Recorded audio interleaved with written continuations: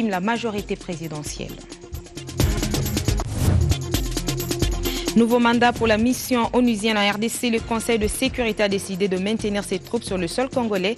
Mais la question sur la réduction de l'effectif reste encore en suspens. Une décision bien accueillie par la classe politique congolaise.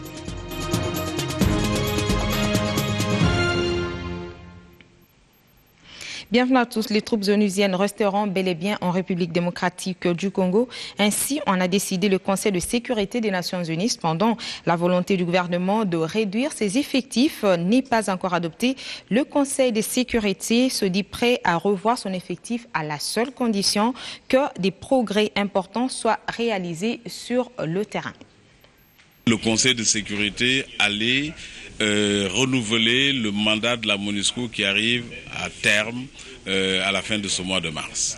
Évidemment, c'est dans ce cadre-là que le représentant spécial du secrétaire général des Nations Unies, M. Maman Sambo Sidikou, et ainsi que M. Raymond Tshibanda, le ministre des Affaires étrangères de la République démocratique du Congo, ont été devant le Conseil de sécurité des Nations Unies le mercredi 23 mars 2016 pour présenter chacun son rapport et formuler des recommandations au Conseil de sécurité qui a la latitude décisionnelle d'une telle procédure.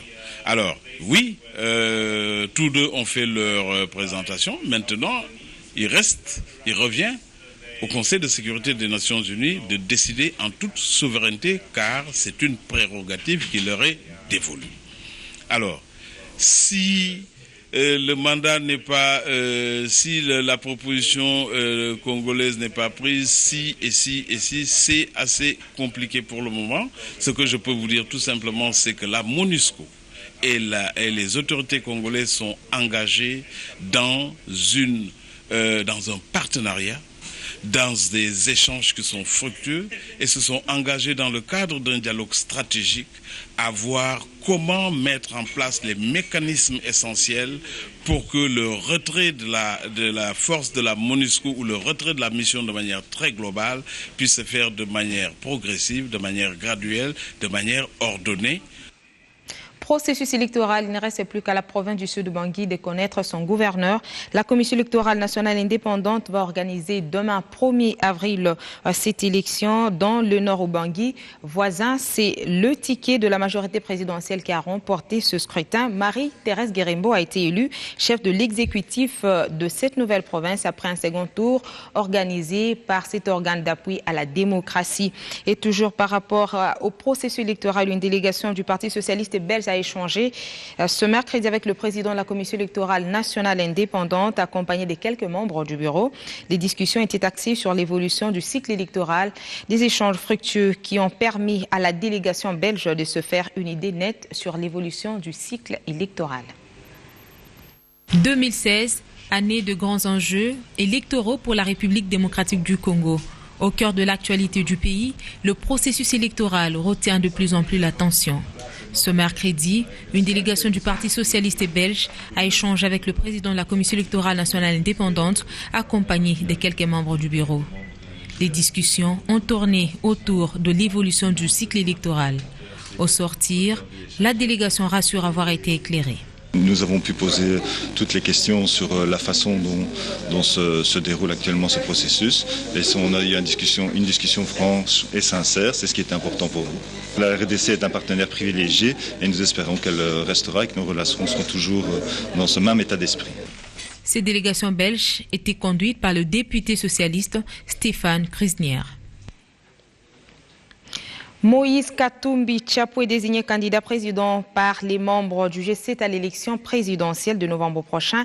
À l'unanimité, la décision a été prise lors de la clôture du conclave tenu à Kinshasa par le groupe politique de cette plateforme politique qui regroupe au total 7 partis politiques de l'opposition.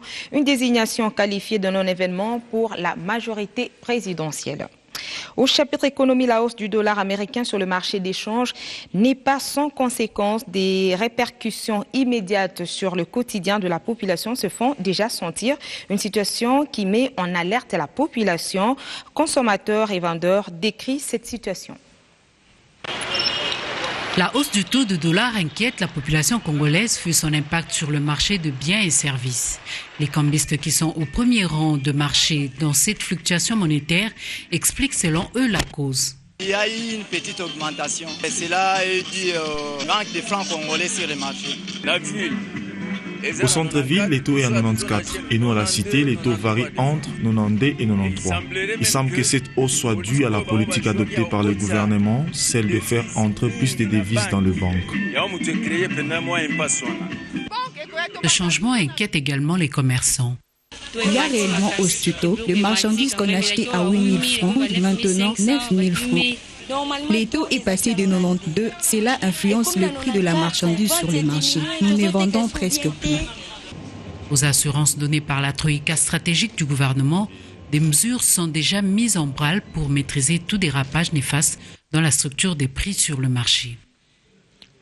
C'est en principe ce jeudi qu'arrive le premier bombardier Dash 8 Q400 de la marque canadienne fabriquée en 2010.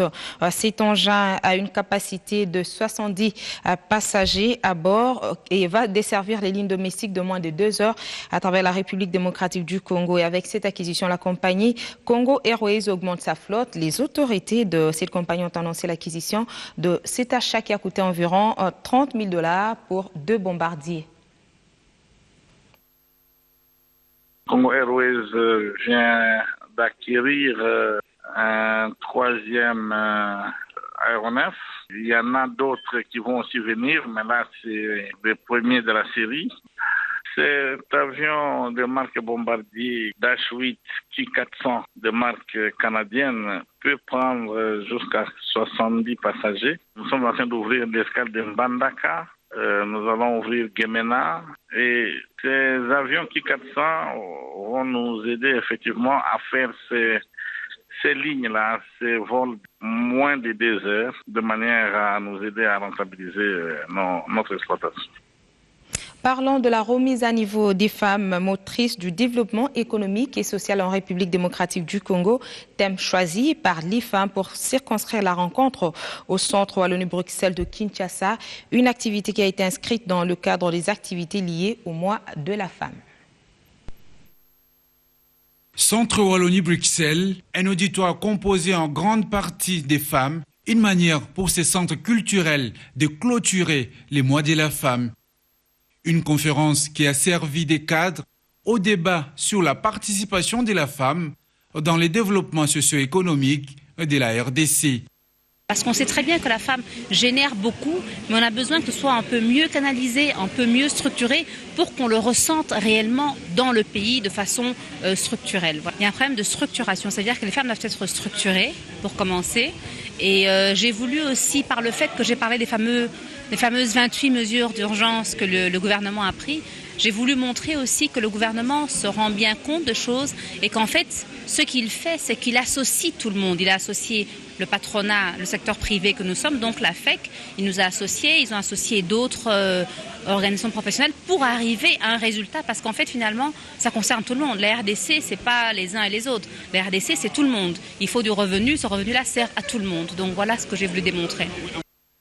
Une conférence débat autour de l'entrepreneuriat féminin, enjeux, débats et perspectives pour l'émergence de l'économie nationale, ce qui justifie la présence du ministre de l'économie dans cette salle. L'entrepreneuriat féminin, c'est possible et les exemples sont réels. Si, on peut faire confiance. Les femmes sont à la hauteur, mais il faut les accompagner. Il faut qu'ils soient formés, informés. C'est un groupe de mamans qui sont venues de produits de FNM qu'on a eu à accompagner dans leur crédit. Ils ont remboursé et ils sont revenus une deuxième fois. Donc c'est une expérience que moi j'ai pu avoir de ce produit. Et pour clôturer cette rencontre, les invités ont été conviés à une visite des stands érigés sur place. Prenons la direction de Béni. Les présidents du tribunal de grande instance et celui du tribunal de paix ont renouvelé leur serment. Les deux promis promettent une collaboration avec les services étatiques de cette région, nous dit Erika Smouissi. Les 2 magistrats ayant renouvelé leur serment et récemment nommés à la tête du tribunal des grandes instances de Béni et au parquet près les tripés de Béni sont notamment Kalamati Lumamisa Christian et Mathieu Bamaïssa Jean-Claude. Dans ce mot, le président du TGI, Kalamati Christian, a promis une franche collaboration avec les services étatiques. Je suis convaincu que je pourrai compter sur la collaboration de tout le monde, à savoir les autorités politico-administratives, les magistrats, les agents de l'ordre judiciaire, à savoir les greffiers et les huissiers et les agents du parquet, ainsi que les auxiliaires de la justice. Ayant aussi pris part à cette cérémonie de renouvellement de serment, le maire de Béni et président du comité urbain de sécurité, Bonacor Massumbu Kounyoni, a invité les numéros 1 du tribunal des grandes instances de Béni à faire des sons muets que les auteurs de massacres soient déférés devant la justice. Monsieur le président du tribunal des grandes instances, on vous réitérera aussi le bienvenu. Cette ville ainsi que le territoire ont leur nom et aussi ils ont leur particularité. Ce sont 2 entités qui, à travers la République démocratique du Congo, où les têtes des gens sont coupées avec une méchanceté sans pareil. Nous pensons qu'avec votre arrivée, vous puissiez faire de ce problème votre cheval de bataille. Pour que ces gens, une fois attrapés, qu'ils soient déférés par devant votre tribunal et qu'ils comprennent que le Congo, c'est véritablement un pays de droit. Les cérémonies se sont déroulées dans les installations de l'appareil judiciaire à Béni. Erika Smouissi, Béni, Biwan. Le Programme alimentaire mondial et l'ONU-SIDA ont signé un partenariat pour accompagner le gouvernement congolais dans la lutte contre le VIH-SIDA.